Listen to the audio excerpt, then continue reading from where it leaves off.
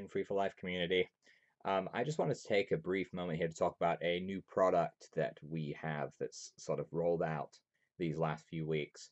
And it's nothing that's going to be earth-shattering, but it's definitely something that is an improvement of what we currently have available. And that product happens to be the pencil electrode. So many of you have experienced the Avasia pencil electrode over the years, and we've had countless complaints about it. In large part, the complaints were due to the tip. So the tip of the Avasia ones had a little point on it, and this would sort of scratch, especially when used cosmetically on the face. It would leave like a light scratch across the face. It would be in general uncomfortable, and I think that has been the number one concern for the Avasia pencil attachments. Problem is that it's almost by design that it does that. And it's meant to increase conductivity, which is something we also don't believe really works. These pencil electrodes are either used for cosmetics or they are used for acupuncture.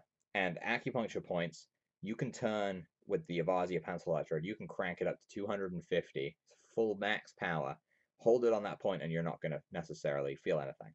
And if you're not feeling it, what's it really doing? There are ways you could put some conductive gel on there or something to increase the conductivity, but because of the nature of the design, you could risk getting the conductive gel into the pencil and completely destroying it. And then what's the point of even having it? So there are other pencil electrodes we have as well, but the other problem with those is they require adapters, which have been discontinued. So what we needed was an attachment that would bypass the adapter, because that's an extra cost for people anyway, and would allow them to just plug in a normal wire into it. So what we have is we have this pencil electrode, which is made by the same manufacturer who made our face electrodes. And so it has that nice simple, here's the Y electrode wire, clicks right on in. And then you can just go to work with it. And one other advantage to this is because of the small length and the grip, it's about 2 inches shorter than the Avasia pencil electrode, excluding the wire. So it's really easy to do some really precise work on it.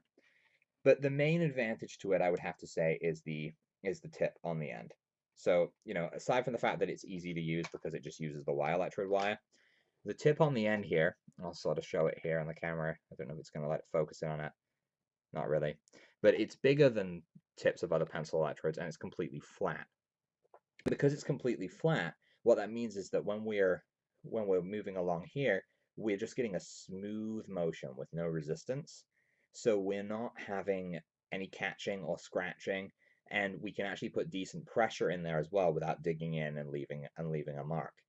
Moreover, it's being sealed on the tip, so it's sealed with metal, and so it's not able to actually absorb whatever you're putting on the skin. So if you're like me, when you're doing acupuncture points and you really want someone to feel it and you want them to feel it fast, you mark the point, put a little bit of Spectra gel on there or aloe, and hold the electrode on there.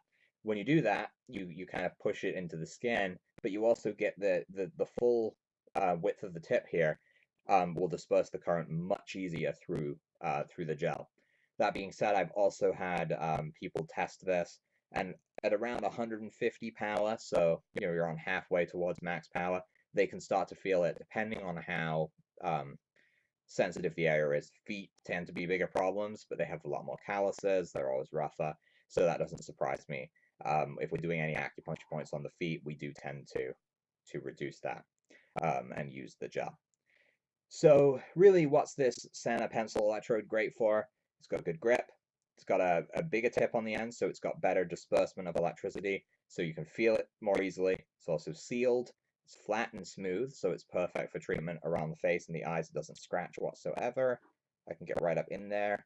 I'm not scratching myself at all. It's totally smooth.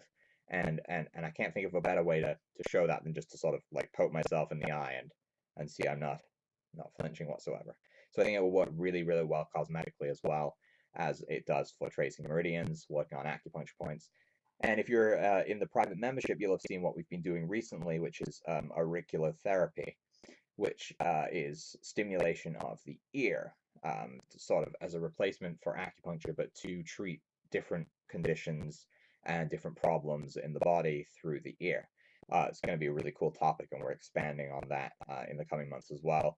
Pencil electrodes almost essential for that because it's already, the ear is already small enough, let alone trying to fit anything like a Y or a tongue stimulator in there. It's just not going to happen. You need a pencil electrode for that.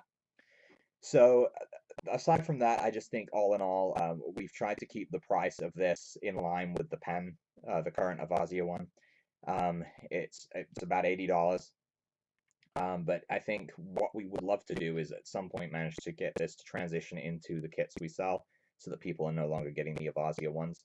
It's just hard because of FDA regulations as to what is allowed in a kit with the Avazia. So while we continue to work on making that smoother, these pencils will be available for anyone that wants them. We've got a very small batch in from the manufacturer right now, and we've already sold more than half of them.